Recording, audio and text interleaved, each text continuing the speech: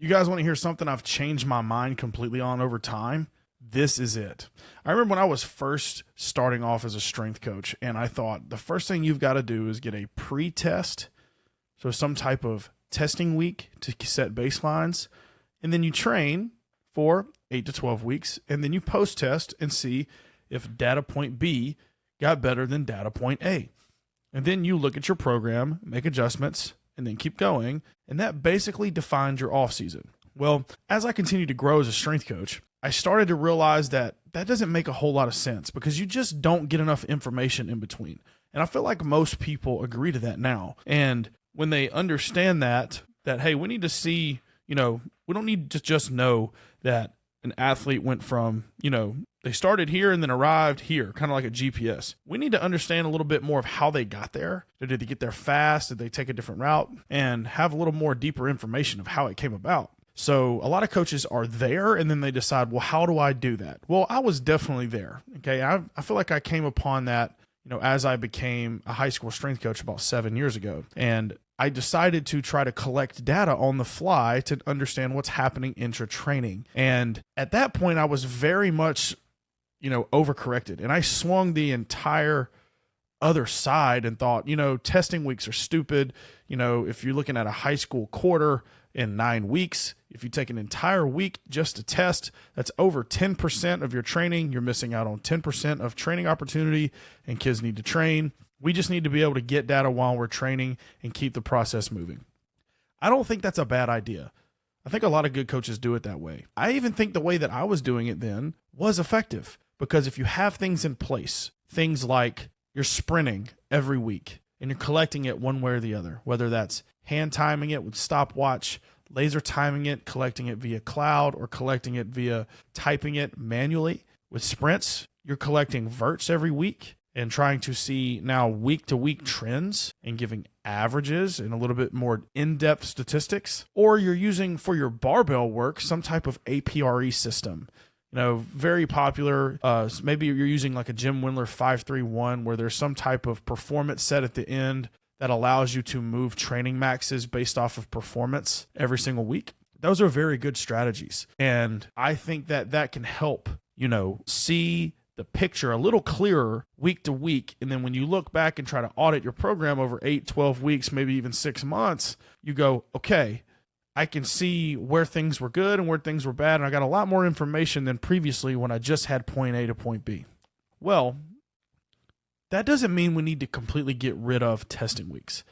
I now have decided that doing a testing week is extremely valuable, and this is why.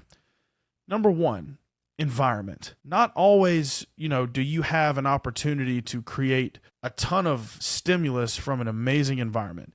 You see it already with the games. If you got a really big game coming up and there's a lot of excitement behind it, there's a lot of energy, and you go into that game and you've got to be able to perform under that type of performance anxiety that often a lot of athletes deal with. I know I dealt with it as a player. And when you try to perform underneath, hey, you've got this week to perform and see where we're at. Are you prepared or not? I think that's valuable for an athlete to get their mind right, to make sure they're prepared for it, make sure they're rested, they're fresh, and they know that, hey, coming up, I'm having to ask myself to perform. And then you're going to have to do it inside of an environment where there's a ton of energy. Now, this comes back where a lot of coaches will want to make fun of the rah-rah environment of everybody surrounding a squat rack and seeing, everybody getting so rah-rah'd up and yelling and screaming, and understand that that right there in and of itself can be done really well or can be done really poorly and manufactured. Or they try to do it all the time and it doesn't mean anything. It doesn't have much substance.